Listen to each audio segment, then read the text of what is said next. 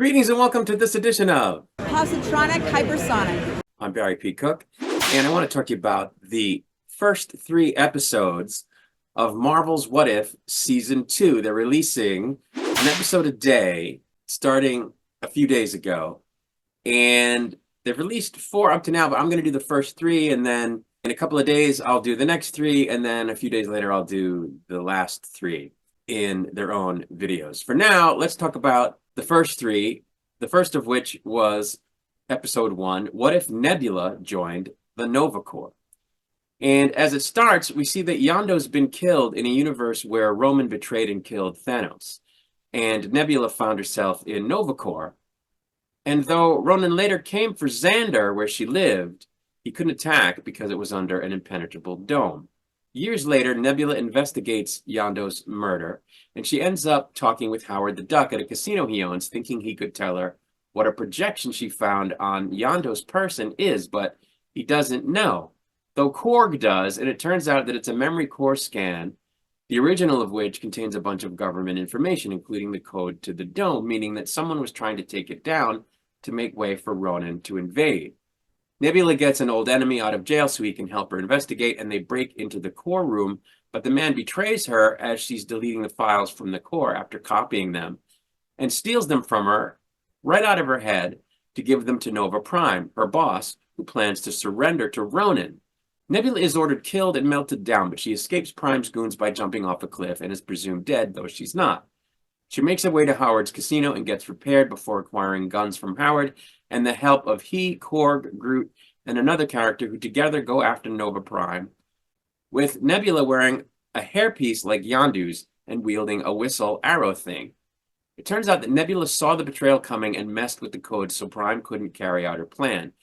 And she confronts Prime, who tries to run in a spaceship, which Nebula catches up to and causes to crash, leading to Prime falling from a very high ledge before Nebula could save her. The crisis over, Nebula bids a congratulating Howard goodbye for now and walks off. So, I didn't think there was anything special about this episode. I didn't find anything about the story terribly compelling, but I love the art style of this show, and I love Karen Gillan, whom I've met. And I really like the Nebula character, so I enjoyed, the episode for that aspect. I also thought the stuff with Howard the Duck and Korg was funny, so I enjoyed that aspect as well. But that's really it. I didn't think too much of this episode. There wasn't anything about the story that was particularly moving or gripping. It was just very bland. So let's talk about episode 2. Episode 2 was called What If Peter Quill Attacked Earth's Mightiest Heroes? It starts in 1988, where Peter Quill is shot down in a space pod while still a kid over New York City by the U.S. Air Force. And he's not in a good mood, 6 months after having been snatched by Yondu, and this time turned over to Ego, who gave Peter some kind of energy-based power. At S.H.I.E.L.D., Howard Stark and Peggy Carter devise a plan to sick a team of heroes on him, so Stark calls a young Hank Pym. Also recruited were T'Chaka, Winter Soldier, Dr. Bill Foster, a.k.a. Goliath, and Dr. Wendy Lawson, a.k.a. Mar-Vell. After they all fly to Coney Island on a Kree space fighter, the team moves in on Peter, who seems just to be playing around in an amusement park. Hank sicks a bunch of flying insects on him to get him to run in a certain direction and into a trap set by T'Chaka, which doesn't work.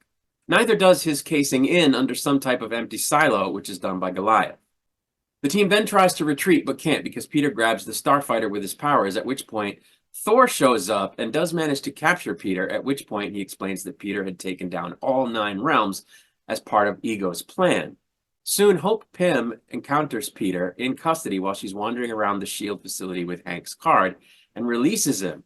Most of the team wants to recapture Peter to study him, though the Winter Soldier wants to kill him under orders from Russia, while Thor wants to get him to Asgard to face Asgardian justice. For his part, Peter just wants to go home to Missouri. Ego, meanwhile, journeys to Earth to see why he can't seem to reach Peter. He's confronted by T'Chaka, Thor, Peggy, and Goliath, and, well, let's just say shit gets nuts. Meanwhile, Hank tries to talk Peter into helping them take on Ego, and Howard tries to talk Winter Soldier into not taking Peter out with a sniper rifle, which he's able to do after Peter agrees to go with Hank, who gets Peter to the site of the battle with Ego just in time for him to help keep Ego from destroying Earth. So Peter absorbs a seedling that Ego was going to use to change the Earth, and after declaring himself Star-Lord based on what his mother once said to him, uses his powers to blast Ego when he learns that Ego killed his mother.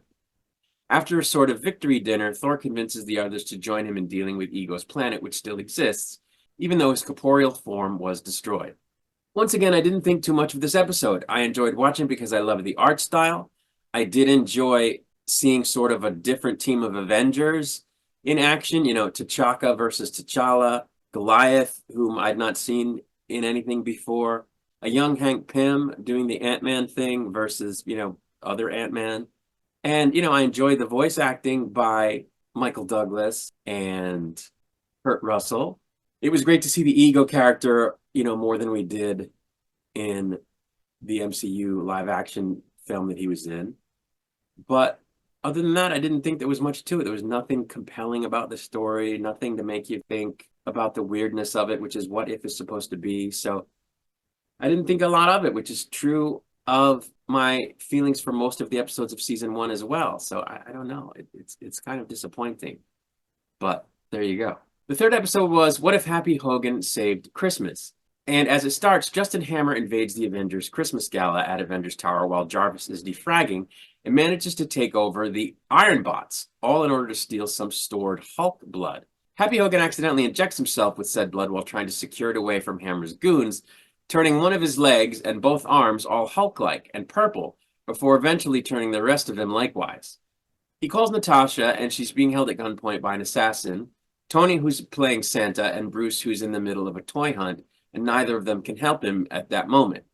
He ends up sending Darcy into the tower's sub-basement to try to reactivate Jarvis from his backup mainframe, but she gets nabbed, as does Agent Hill.